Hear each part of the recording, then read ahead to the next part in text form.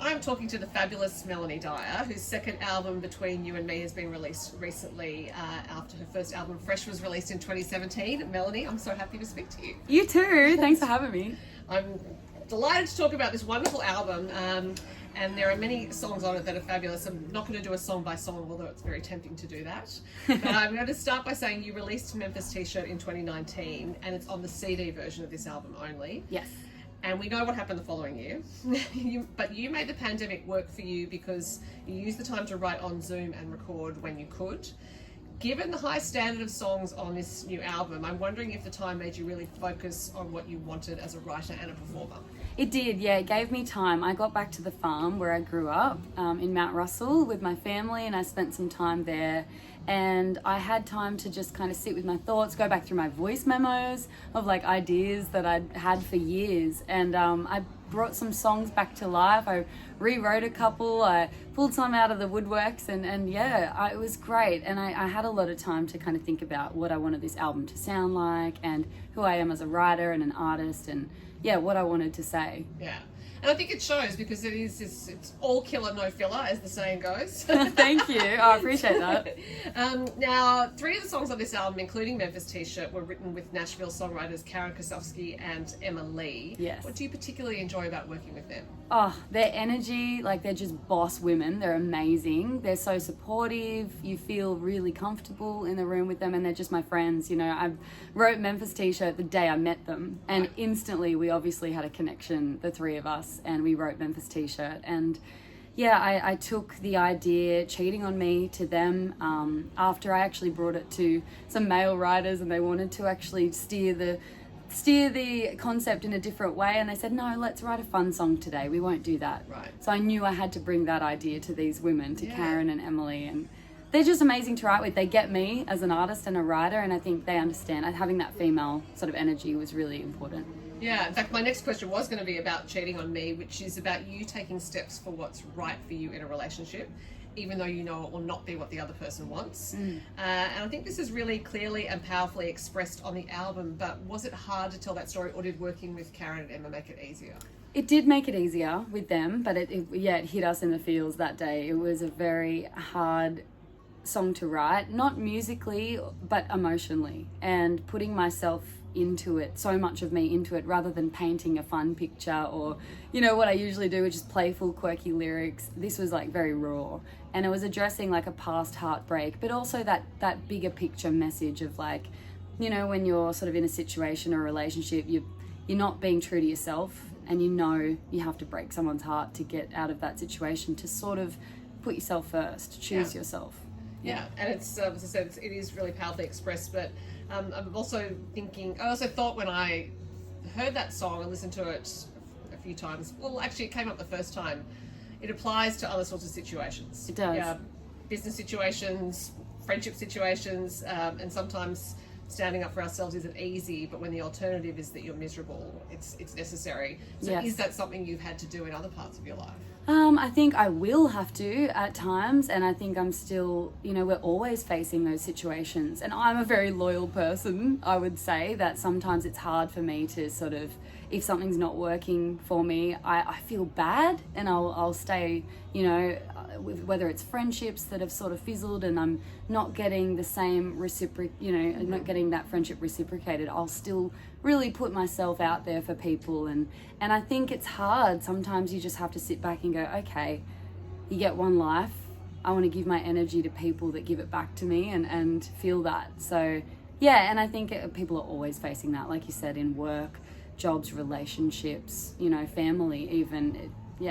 But yes, it is very hard to do. Yeah. But I noticed that Karen produced the song as well. Yes. And I think she also produced Memphis T-shirt, if I'm Yes, correct. So, and Glass Houses as well on the album. 3 songs. So is that just that felt like a natural extension of writing with her? Yeah, it did. She very much is just, you know, in the room. She's contributing to the writing of the melody and lyrics, but she's all the while creating the vibe. You know, she's the track girl. She's building that track, and with every single one of those songs, the 3 songs, we did not re-record the vocals. They are the demo vocals, because she's just so good at getting the right vocal from you, especially me, and she knows my voice and she knows how to treat it, and she just knows how to get the emotion out of me, really, and anyone. So I chose her for those songs because she just made them sound, exactly how they should be, and we kept those vocals the same.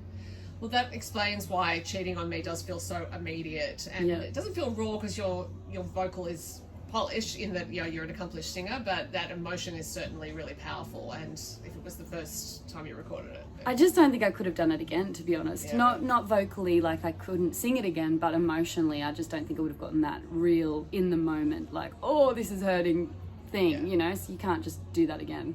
No, and you can hear it. It's a powerful song. I won't keep going on about it. People need to just listen to it and appreciate it. And I think the other song that you wrote with them, as you mentioned, was Glass Houses, which is about being mindful of others. And I do think there's a lot of that in Cheating on Me, because in that song you're conscious of hurting someone else, even though it's unavoidable. Yes.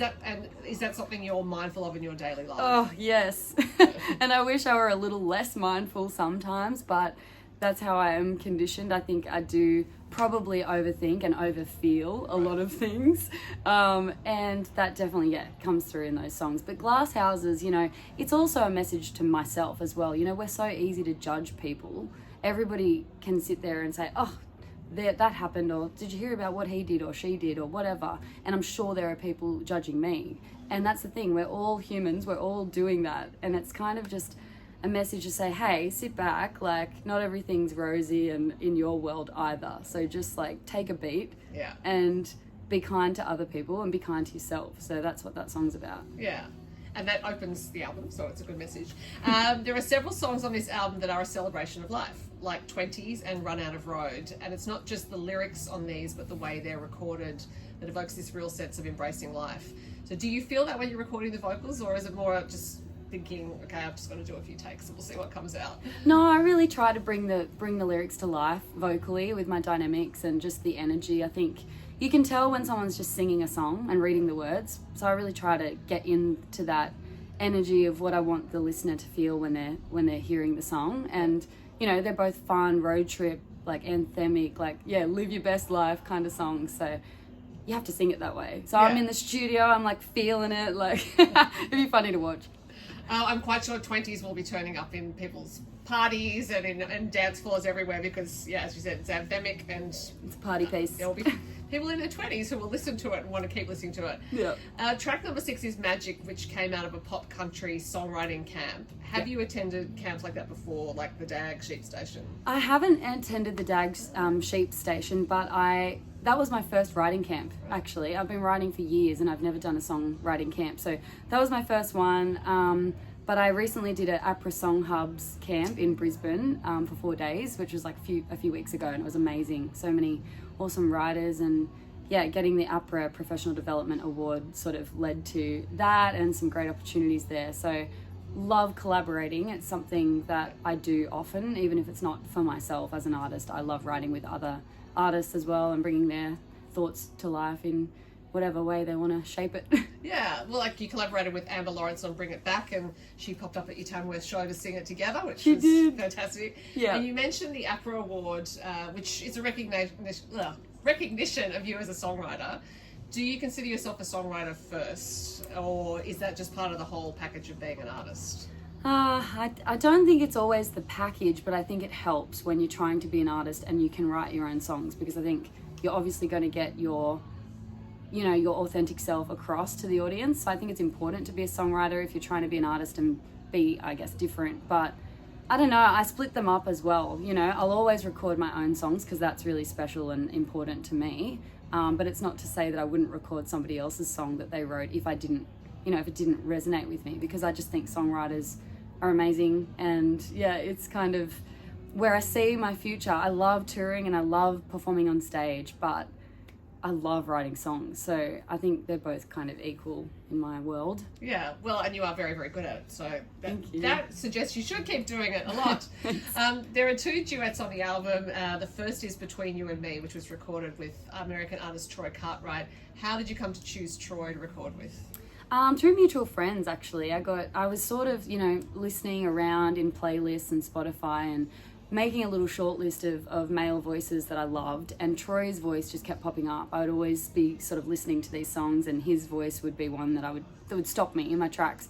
So I had a mutual friend who connected us, and I reached out to him on Instagram, and I name dropped my friend, and I said, hey, you know this person, and I'd love you to sing on this song. Can I have your email? And he gave it to me and loved the song straight away. So he was keen to do it. Fantastic. Yeah. Now, the other duet on the album is Dumb Decisions, which was written and recorded with Caitlin Shadbolt. And I have to say, Caitlin is in the room as I'm asking this question. She is. She's lurking.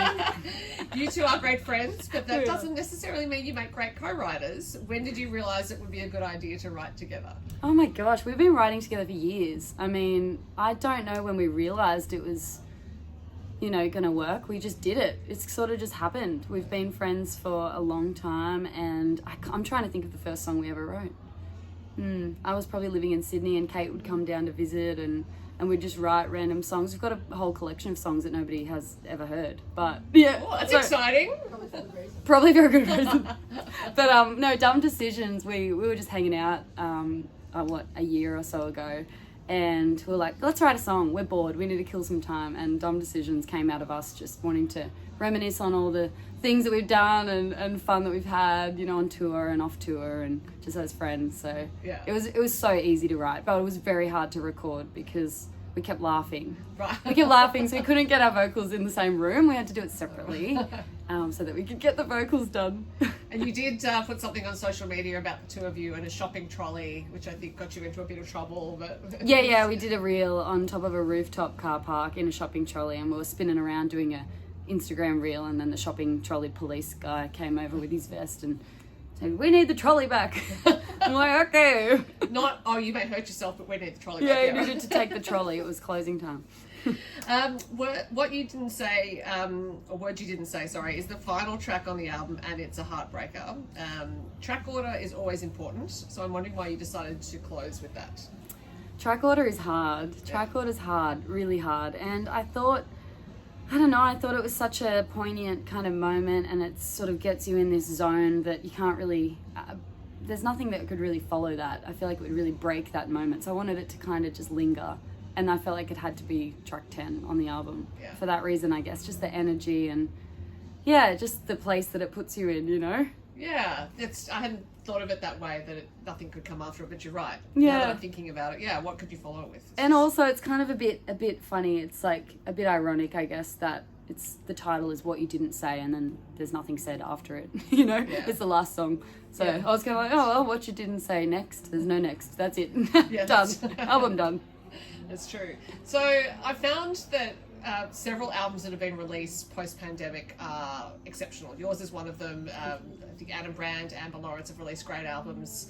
It's so impressive, really, to come out of this very, very challenging time. And yes, there's been plenty of hardship in the world. A lot of things are going on. But for musicians, the past 2 years, past 2.5 years were really, really tough. So I'm wondering if there's sort of a vague question, but there's something in you that really was determined to produce something great, or if it's just a point of maturation in your career and in you that this was just what came out. Yeah, I don't know. I think it could be a combination of those things. I think having time to sit and reset was really refreshing, and all artists and writers actually had time off the road to put into their music, writing, production. And for me, I had time to actually get in the studio and co-produce this album as well. So had a big part in that, obviously in between all the hurdles and lockdowns and everything. But I think also I'm just at a time in my life and my maturity and where I've grown and changed, and this chapter is probably always going to sound like this, whether it was during the pandemic or not. Most of these songs were written before that time anyway, so it just gave me time to finesse it and really think about how I wanted it to sound, I guess. But I think also partly why it is so impressive is that you could have just curled up into a ball. Yeah. For that time. I did in between. I did a bit of that too. Oh my God. But you are now back out on the road and you have some shows and playing, so are you enjoying being live again? It's great. Yeah, it's great. You do lose your sort of, you get conditioned to being on the road, and then being off the road, you're like, oh, you got to get back to this and remember how to actually be on the road and have like no sleep and late nights. So I'm getting used to that again, but it's so much fun, and it's especially fun to bring these new songs to life, some of them for the first time as well, and hang out with my good mate Caitlin and make more dumb decisions. Well, I'm sure that's only smart decisions on stage because you're a professional. And Melanie, it is a wonderful album. Congratulations. Thank you so much for talking to me. I appreciate it. Thank you.